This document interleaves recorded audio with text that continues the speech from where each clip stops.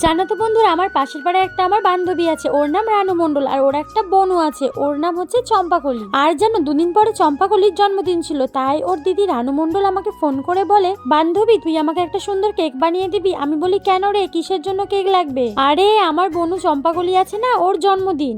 আমি তখন বলি, ও আচ্ছা চম্পাকলির জন্মদিন, তা তুই কেমন কেক নিবি? রানু মণ্ডল তখন আমাকে বলে, আরে ও তো চকলেট খেতে ভালোবাসে, তুই একটা সুন্দর চকলেট কেক বানিয়ে দিলেই হবে। আমি তখন ওকে বলি, আচ্ছা ঠিক আছে, তুই ঠিক টাইমে এসে নিয়ে যাস। আর এখন আমি তোমরা যারা ভিডিওতে তোমাদের নাম নিতে বলেছিলে, তোমাদের নামগুলো নেব।